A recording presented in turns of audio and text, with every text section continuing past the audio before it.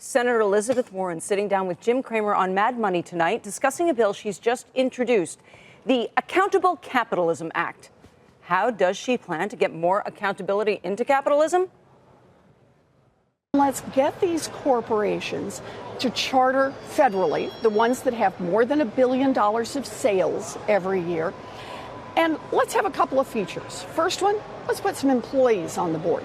Second one, let's change the compensation structure for the CEOs to say that the CEOs will not be permitted to juice the price, and then once they juice the price, make a quick sale, make $1 bazillion, and keep emphasizing the incentives. That's what we've got now for short-termism. Want to get rid of that. Let's bring in Jeffrey Myron. He's Director of Undergraduate Studies in the Department of Economics at Harvard University and a Director of Economic Studies at the Cato Institute. Good to have you here, Mr. Myron. Nice to be here. I'm pleased to see there are defenders of the free markets at Harvard. I was getting worried there, so good to have you on. There are a few of us. What do you think of Elizabeth Warren's proposal to, quote, save capitalism? I think, unfortunately, it is seriously misguided. I think it will help to destroy capitalism. The crucial thing is that this new federal charter that most corporations would have to apply for and have to obey certain rules about compensation, about employee representatives on the board, will create a whole set of new rules that the federal government will enforce. Those rules will not be clean, explicit, or simple. They'll be messy, they'll be complicated. Huge ability for companies to evade and avoid, and for the government to enforce those rules in a way that protects those who are less honest, protects those who are politically connected.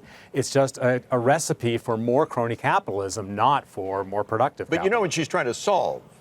Income inequality, which has been established is growing. So how do you solve that?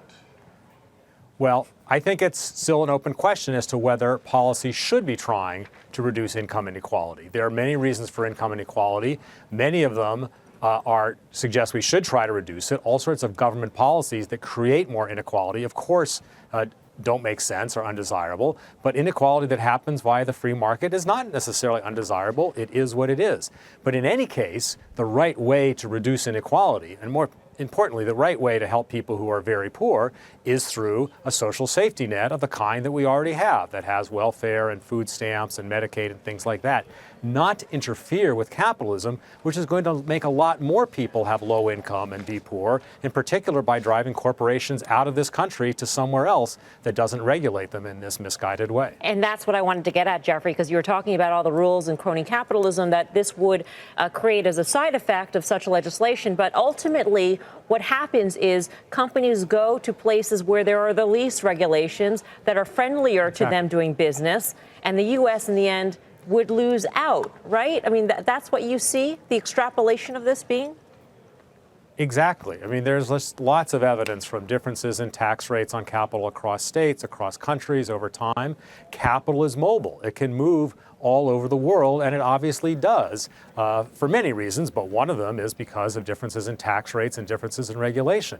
And if we make it more onerous for companies to locate in the U.S., they're going to locate somewhere else, and that hurts precisely the group that Senator Warren is trying to help, that is, the employees of these corporations. They will have no jobs instead of jobs at wages she thinks are too low. But, the comeback often to that is we still have the best rule of law in the United States. And when it comes to enforcing private contracts, all of the things that happen here are a reason why, on the left, they argue that corporations should pay more and do more because our system is better and they can thrive here more. But the question is whether this new regulation promotes the continued honoring of the rule of law or makes it worse. And my claim is it's going to make it worse because it'll be one more way in which those who are more ethically challenged, who are more willing to break the rules, more political insiders, will be able to circumvent these rules, and those rules will only apply to the companies that are relatively honest and law-abiding. That, of course, then diminishes their willingness to abide by their rules, and that undermines the rule of law rather than promoting it. Let me ask you this. We had on the CEO of Mars North America about a year or so ago. Mars, very secretive company for years, and then suddenly they were appearing on TV. And we asked her, why are you coming on CNBC? Here's what she said. consumers who really are the ones that we're really, really watching. They want to know more about the companies behind the brand. So before, we could talk through our brands. Now they're saying, especially millennials, we want to know more about the company. When we went on further with that discussion, it really became clear that answering the millennial desire for more social activism, for more statements about what a society should be like, was something that they were really thinking about, that it was a consumer-driven decision to be more, explain more about the company. What do you do in that environment? You know, in the old days, Milton Friedman would say, you answer to the shareholder. What about that when your customer is demanding more political stuff?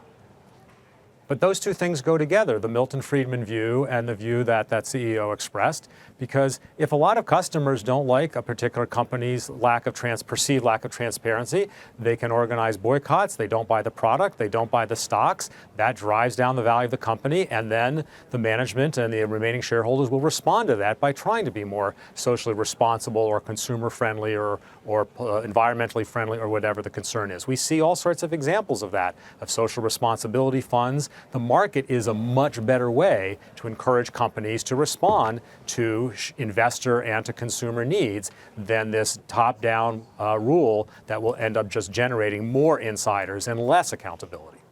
I know you're not a stock market predictor or strategist, Professor, but if such a rule were in place, would we see the stock market respond by going lower?